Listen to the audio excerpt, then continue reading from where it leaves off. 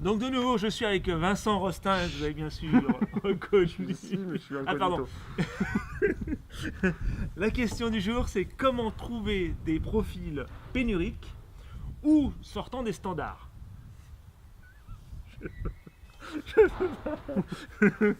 Alors j'allais dire, l'idée c'est que si vous sortez pas du standard, vous aurez du mal à recruter des profils qui sortent des standards. Donc, C'est une première. Donc vous d'abord. Vous d'abord, Hmm. ne soyez pas une société anonyme.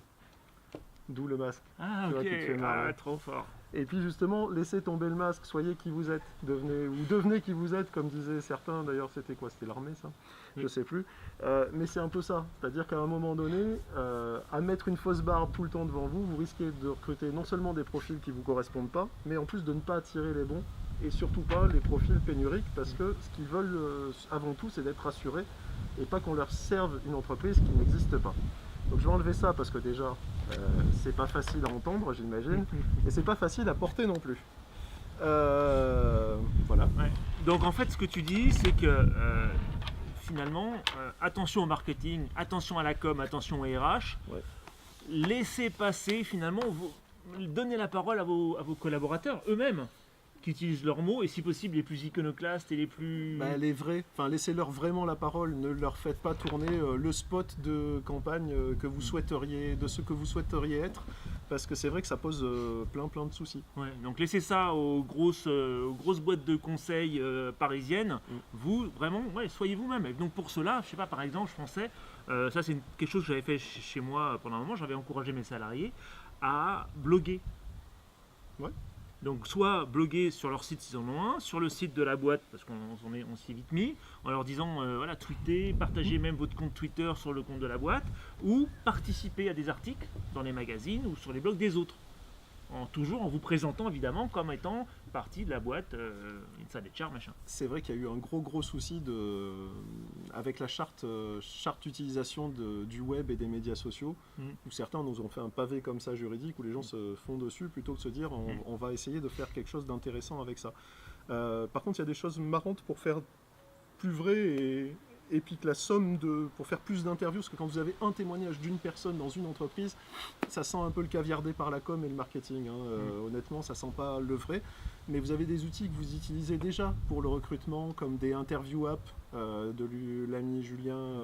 D'Ariès. Exactement. D'Atour. Ou des visio-talents, parce qu'on n'est pas à la télé, mais on peut quand même citer 2-3 marques, Oui, bien sûr. qui font des interviews asynchrones vidéo. Typiquement, c'est le bon moyen pour envoyer à tous vos, par exemple, managers 2-3 questions sur l'entreprise, voir leurs réponses et avoir quelque chose d'un peu plus intéressant, un peu plus vrai. Certes, ce sera moins joli que quelque chose de bien léché, avec une vidéo bien travaillée, etc. Mais on aura des vrais gens dans la vraie vie qui vont répondre à des questions. Et avec la diversité, on aura quelque chose d'un peu plus intéressant, par exemple, si on veut travailler là-dessus. Ensuite, pour travailler sur des profils pénuriques, le problème, c'est qu'il faut être faut avoir un pied dans l'écosystème. Et la plupart du temps, là, on n'est pas, quand on est RH, à la bonne place. Il faut faire travailler ses opérationnels. Quand on travaille sur, par exemple, un profil informatique un peu précis, dans une communauté Java ou Python ou autre, il faut faire intervenir les gens qui sont dans cette communauté-là.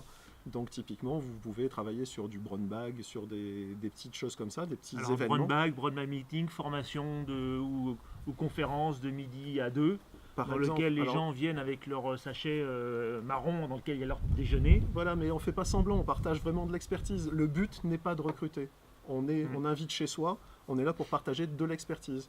Le recrutement est un effet induit potentiel. Si on sent que les gens sont bien dans cet endroit-là, qu'on rencontre pas mal d'expertise, certaines des personnes présentes, un jour viendront à postuler. On n'est pas là pour recruter. Oui, donc comme on dit à Barcelone ou à Bordeaux, ne soyez pas un touriste.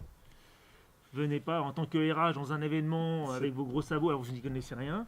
Laissez vos profils un petit peu précis se mélanger à la foule, ou voire même vous-même, c'est de nouveau quelque chose que je fais souvent, de demander à l'équipe, alors en ce moment on cherche quoi, du développeur Java, j'en sais rien, d'organiser eux-mêmes un événement sur une demi-journée, une journée, en parlant et de parler ça à leur communauté dans laquelle on va inviter des gens qui vont parler de Java. On a exactement le même syndrome avec cette logique-là, en se disant mais si je montre mes profils, je vais me les faire piquer.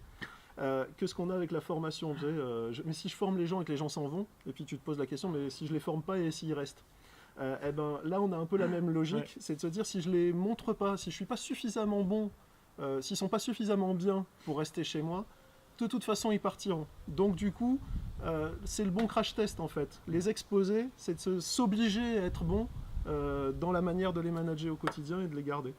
Et puis, c'est ça qui va attirer les autres. Oui, tout à fait. Voilà, le talent attire le talent. En résumé. Surtout sur ces profils qu'on vient d'évoquer, quand on est dans l'expertise, les experts aiment confronter leur expertise à d'autres pour la faire grandir. Ok, excellent. Merci Vincent. Je t'en prie. À suivre.